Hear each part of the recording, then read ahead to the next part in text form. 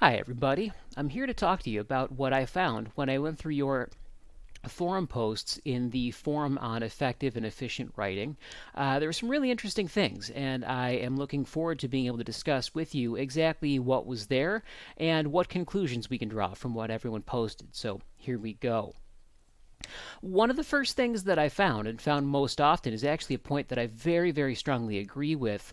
It's the idea that in order to produce effective and efficient writing, we need to have a unified and clear style, and that style has to be one that allows our personality and our passion to come through.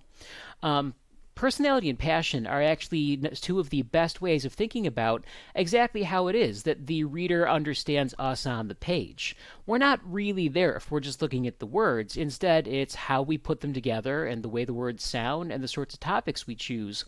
All of these are the ones that help to convey exactly the sorts of people we are. And really, that's what readers are most attracted to. It's the person on the page, and only after that what they're writing about.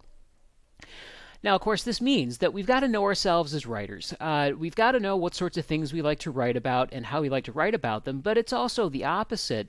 We need to know what sorts of mistakes we tend to make. We've got to know this so that we've got a good sense of what to go back and look for as we're in the editing and revision process.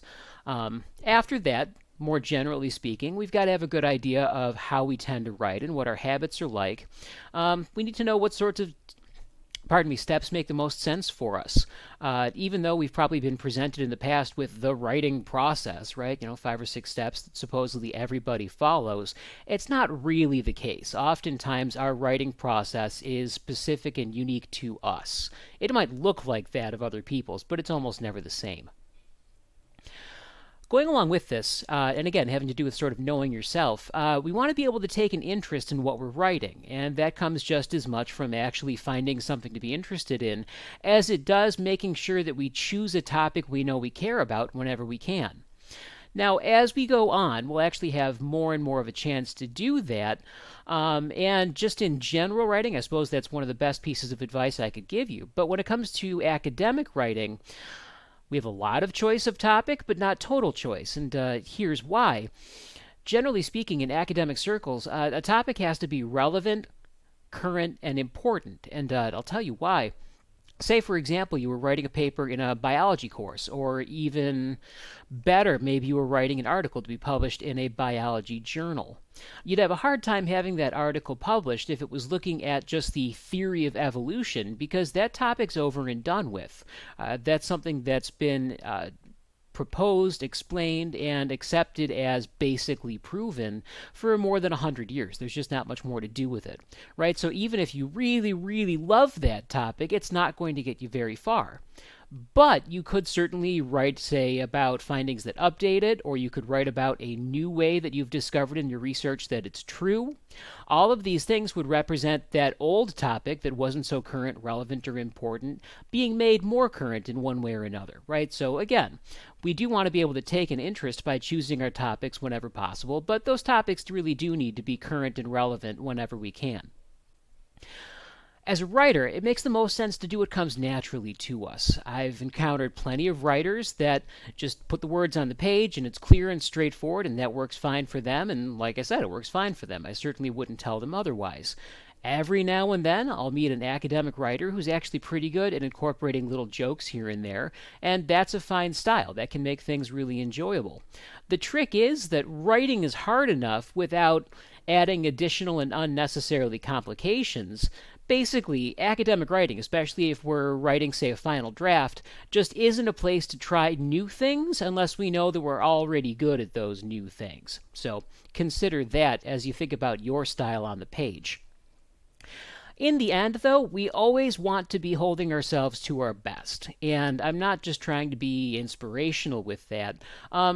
Really, as students, one of the foremost and important ways that our teachers start thinking about us and that our reputations, start forming is as writers. After all, you might be a student in a classroom for an hour and, you might make a couple of comments, but really, you as a student last the most, and you last the most, durably as the teacher takes a look at what you've written and evaluates it that way, right? So, really, if we think about our personalities and the personas of ourselves as students as existing on the written page, that gives us a very good reason to hold ourselves to the best we can possibly create. Going beyond that, consider the fact that if we're writing, then presumably we want someone to read that writing. If you think about the total number of people in the world who have to read what you've written, it's pretty small. Really, it's just your teachers. That's about all. Afterwards, though, if you want people to read what you've written, and those people actually have a choice about it, it makes sense to think about that reader as existing in kind of a joint venture with you, a relationship. That's because of the fact that the reader is constantly making the decision of whether or not to continue reading. And what it means for us as writers is that we always want to be sort of saying to that reader, hey, come on along, check out this next thing. Follow me to the next point. I'm going to show you the next reason that I really love this thing I'm writing about. This also means that we need to be reliable. There's no better way of alienating a reader than having that reader decide that actually we're trying to pull the wool over their eyes and convince them of something that we don't actually believe in. When it comes to academic writing, reliability in writing is tied to the research sources that we used, and in turn, that's tied to the research methods that we used. So, really, building an audience relationship through reliability goes all the way back to the very beginning steps of the process, and it goes back to the care that we take during the research process as we take notes, record where those notes are from, and in general, make sure that there's always a very good, very evident reason that we're referring to outside sources.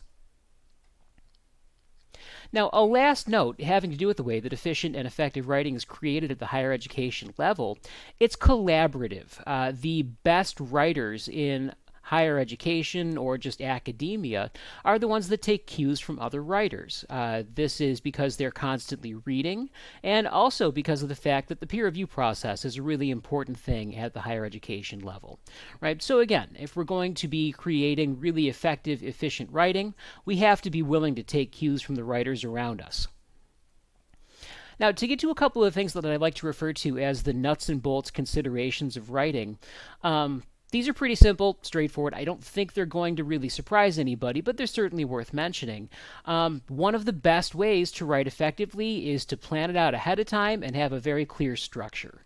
You could certainly write something and rewrite it till eventually it looks good, but you'll spend a lot less time and be a lot less stressed by planning it out right at the beginning and following that plan. After that, we've got to have correctness and clarity, and of course that refers to things like grammar and spelling and wording and all that. Like I said, these are things that won't really surprise anybody, but I will say this. It's not like a couple of grammatical mistakes are enough to absolutely kill a piece of writing. However, think about it a little bit like a snowstorm. At the very beginning of a snowstorm, a couple of flakes fall, and that's okay. You can certainly drive through it. But as the flakes continue to fall more heavily and more intensely, that's when it gets tough to navigate. That's when you can't really see your way through, and as a result, you've got to stop and constantly try to figure out where you are. The same thing starts to happen with our writing.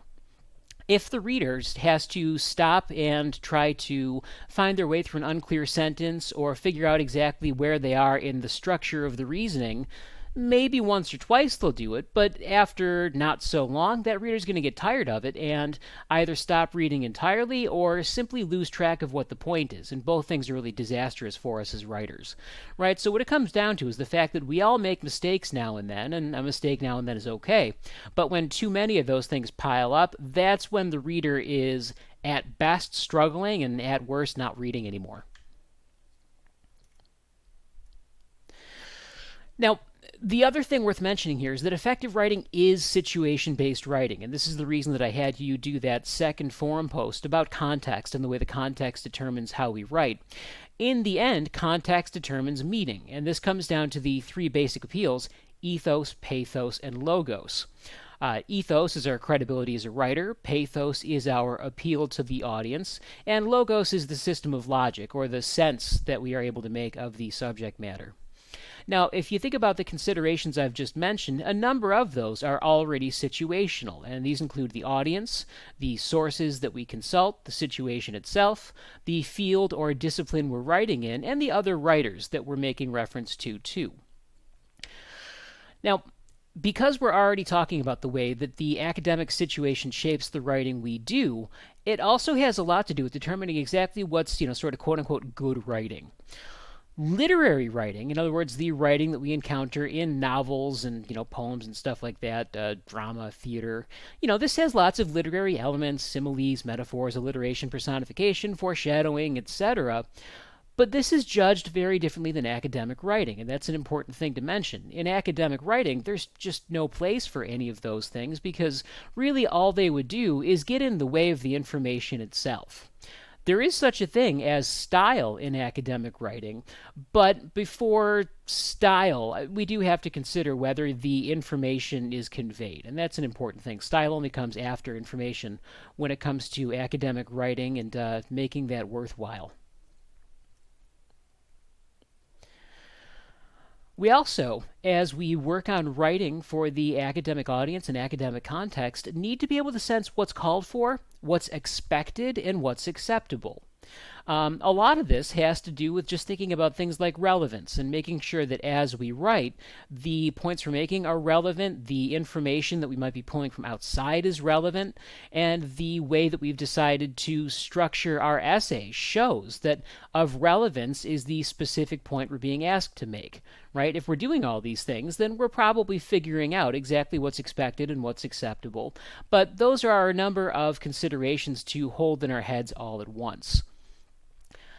Furthermore, we've got to know how to read the context and the way that this allows us to communicate to an audience that might contain a huge range of abilities, knowledge levels, and concerns. Like I've said previously, there's no way we're ever going to know the audience and everybody in the audience, but the better we can read the context and figure out from the situation what's acceptable, the better we'll be able to reach out to those audiences without having to constantly guess who they might be. And so, then, an observation to end on. Language itself is situational. If you look at the basics of linguistic theory, meaning is arbitrary, and speakers all have to agree to meanings as a precondition to the usage of language. Right? This is the reason that some people who speak the same language, but possibly different regional dialects, might periodically disagree on what a word means. Think about the slang for carbonated beverages here versus in Rochester, New York, right? I believe that here it's pop, where in Rochester it's soda. We speak the same language, but we don't have widespread arbitrary agreement to exactly what means what. Those two different words exist because of the fact that speakers all agree in one area that one word means, again, carbonated sugary beverage, where the speakers in a different area all agree that something else means carbonated sugary beverage. Now, finally, this also applies to the conventions we accept and use to make communication more effective and efficient within the specific groups we belong to. And in the coming days, as we prepare for our first piece of writing, we'll be talking more and more about exactly what that means for us. Until then, have a nice day, keep working, and please feel free to email me with any questions, and I'll be in touch very soon. Take care.